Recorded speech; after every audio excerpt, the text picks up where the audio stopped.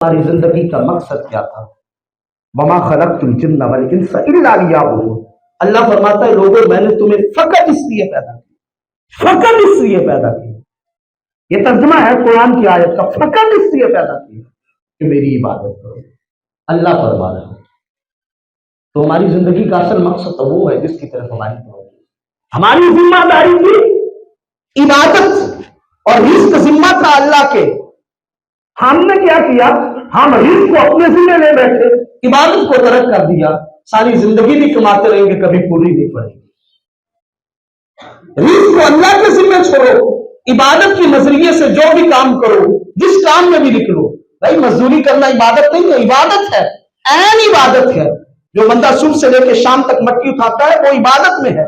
نماز فجر پڑھے، پڑھنے کے بعد وہ رزق کمانے نکل جائے. ظہر پڑھے، عصر پڑھے، مغرب پڑھے، عشاء پڑھے، عشاء پڑھ کے سو جائے. حضور نے فرمایا اس شخص کے 24 گھنٹے عبادت ہے اگر وہ رزق حلال کماتا ہے. اور بھائی 24 گھنٹے اگر عبادت میں گزرتے ہیں، اٹھا مٹی رہا ہے عبادت میں، کیونکہ وہ اللہ کے حکموں کی تعمیل کر کے کام میں لگا. تو اس لیے آؤ دین کی طرف. یا ایھا الذین آمنوا قوا انفسکم واہلیکم نارا وقودھا الناس والحجارہ. اللہ فرماتا ہے اے ایمان والو تم اپنے آپ کو بھی بچاؤ، اپنے گھر والوں کو بھی بچاؤ اس آگ سے جس آگ کا ایندھن انسان اور پتھر ہے.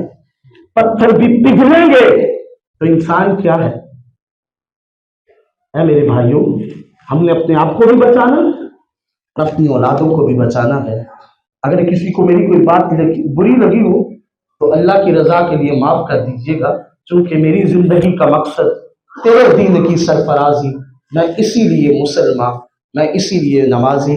وما علینا الا البلاغ.